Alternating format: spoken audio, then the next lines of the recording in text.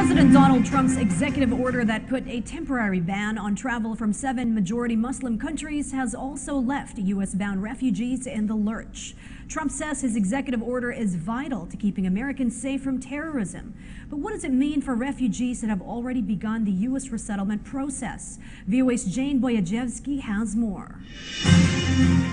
Desperation on the open sea. Migrants brave a cold winter night seeking a better life elsewhere.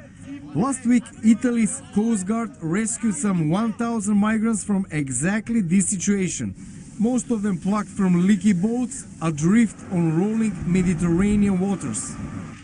The executive order signed by President Donald Trump last month, temporarily barring travel to the U.S. from 7 Muslim-majority countries, also stopped refugee resettlement for 120 days.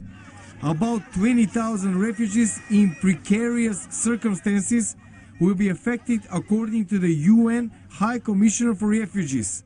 Spokesman Christopher Boyan says his agency shares the goal of ensuring U.S. resettlement programs remain as safe as possible. We feel that the U.S. program as it exists today is quite safe and secure, but if there are ways to make it better, we of course stand ready to engage with the U.S. government now, with any other government, in making sure that the best possible techniques and technologies and vetting processes are in place.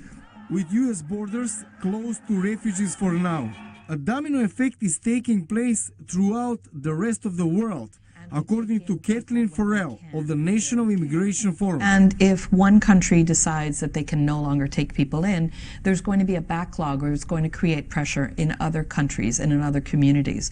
So I think countries where a lot of people have sought temporary refuge and are looking to rejoin family members, those countries will feel enormous pressure. President Trump says the executive order is intended to keep radical Islamic terrorists out of the country and to establish new extreme vetting measures of immigrants. I've learned a lot in the last 2 weeks, and terrorism is a far greater threat than the people of our country understand. Meanwhile, European Union officials have outlined a new plan in hopes of stopping the flow of migrants across the central Mediterranean by investing more than $215 million, training the Libyan Coast Guard to help turn back migrant boats.